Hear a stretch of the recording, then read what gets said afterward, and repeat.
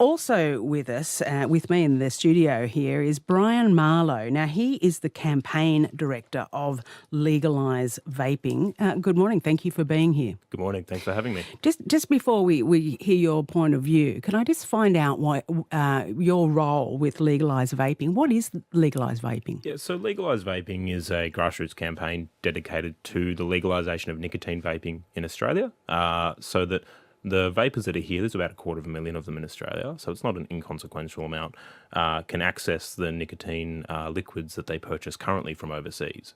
Currently, as you've pointed out, it's illegal to possess nicotine vape liquids in every state and territory, with some states theoretically having fines of up to $45,000 in WA, and we don't think that's good enough. So that's the main objective of the campaign. So people are importing it and running the gauntlet of maybe being fined, but they're managing to get it from overseas quite easily. Yeah, I mean, Border Force basically refer to the federal law that says that you can have a 3-month supply so long as you have a prescription. So they just buy it online, usually from New Zealand or from other countries, and ship it in. So they're accessing these nicotine products already. And the products that they're accessing from overseas don't necessarily meet the consumer standards that we want to have here. So Legalise Vaping, who do you represent? So we represent the vaping community and the vape shops that are here in Australia. They're predominantly all small businesses, 2, 3, 4, 5 employees at most.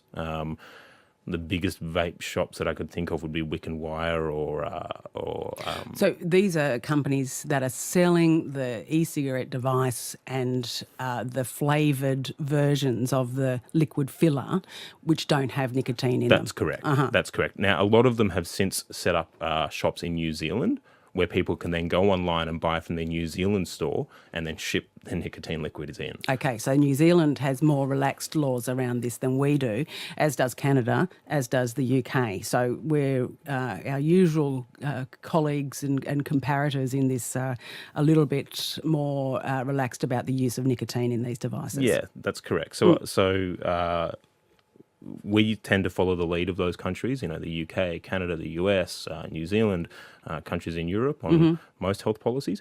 Yet for some reason we think that we know something that they don't on this, despite even more evidence showing gateway theory doesn't exist. So your organisation, Legalise Vaping, just to be clear, are you paid by them?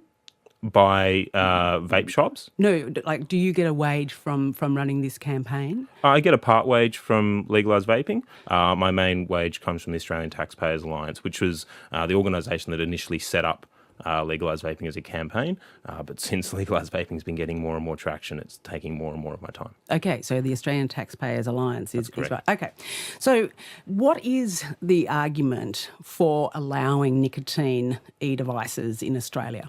The evidence seems to show that it's providing a way for people to quit smoking. There's other evidence out of the UK that shows that vaping is about twice as effective as patches and gum at helping people quit.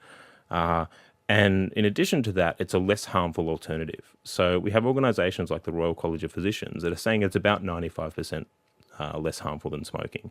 And that's because you're not burning a tobacco leaf or a tobacco product, you're heating a liquid that creates a vapour. So no, it's not harmless. And if anyone doesn't vape or smoke, I would never suggest that they take up vaping or anything like that. It's not a harmless product, but it's less harmful than the existing products that kill, as Dr. Freeman mentioned, about 2 in 3 users. Okay, so you're really saying this is a practical smoking cessation tool.